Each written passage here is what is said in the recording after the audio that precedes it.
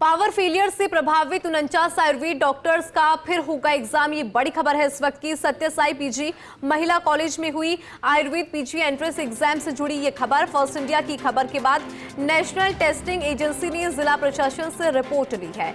इस रिपोर्ट के आधार पर कॉलेज में पावर फेलियर से प्रभावित डॉक्टर्स को लेकर ये फैसला है। कॉलेज में एग्जाम के लिए पंजीकृत 192 डॉक्टर में से 49 डॉक्टर्स को माना गया है। इसमें प्रभावित इन सभी प्रभावित स्टूडेंट्स का अब 1 सितंबर 2026 को सुबह 10 बजे से फिर से पेपर होना है। Rajasthan college of engineering for women में आयोजित होगा इन अभ्यर्थियों का एग्जाम। एनटी की तरफ से इन प्रभावित अभ्यर्थियों को फिर से जारी होगा रिवाइज्ड एडमिट कार्ड।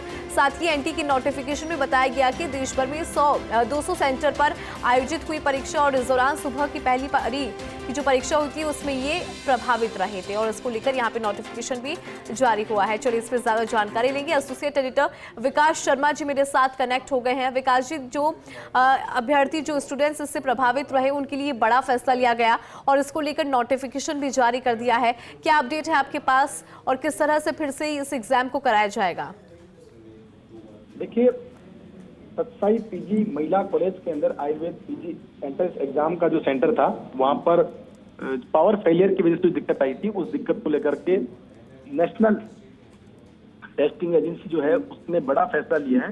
जिला प्रशासन की रिपोर्ट के आधार पर जो इस कॉलेज के अंदर जो बच्चे एग्जाम देने बैठे हुए थे उनमें से माना गया है कि 49 आयुर्वेद चिकित्सक ऐसे हैं जो कि जिनका एग्जाम जो है उसमें डिस्टर्बेंस हुआ या फिर वो एग्जाम पूरा कंप्लीट नहीं कर पाए।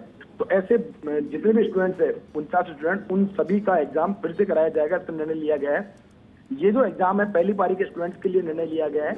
मैं आपको अपडेट कर दूं, जो नेशनल टेस्टिंग एजेंसी है उसने जिला प्रशासन की रिपोर्ट के बाद में पूरे देश भर का डेटा जारी किया है, जिसमें कि बताया गया है कि पूरे देश भर के अंदर अगर तकरीबन बात करें तो 200 से अधिक सेंटर पर परीक्षा आयोजित की गई थी।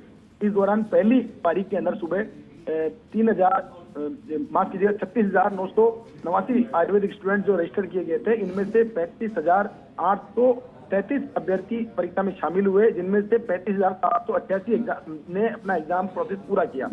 सिर्फ देश भर की बात करें तो सिर्फ मात्र एक सत्ताई कॉलेज ऐसा है जहां पर एग्जाम में दिक्कत आई है। इस दौरान इस एग्जाम सेंटर पर कुल 192 स्टूडेंट रजिस्टर किए गए थे, जिनमें से 49 स्टूडेंट ऐसे हैं जो कि अपना एग्जाम पूरा कंप्लीट नहीं कर पाए, जो कि पावर फेलियर की वजह से उनका डिस्टर्बेंस उनमें हुआ। इन सभी स्टूडेंट्स के लिए 1 सितंबर 2026 का समय निर्धारित किया गया सुबह 10 बजे का। और राजस्थान कॉलेज ऑफ इंजीनियरिंग और वुमेन्स में ये भर्ती जो है उनका एग्जाम होगा। इसके लिए उन सभी को दोबारा से आईडी कार्ड जारी किया जाएगा। फर्स्ट इंडिया ने इस बारे में प्रमुखता से खबर चलाई थी। उस खबर के बाद में पूरा प्रशासन और स्थानीय प्रशासन जो है वो हरकत में आया। उसके बाद में दिल्ली तक इसकी सूचना भेजी गई। उसके बाद में जाकर के जो डायरेक्टर है एनटीए के, उनकी तरफ से तत्काल ये एक्शन लिया गया, जिसमें कि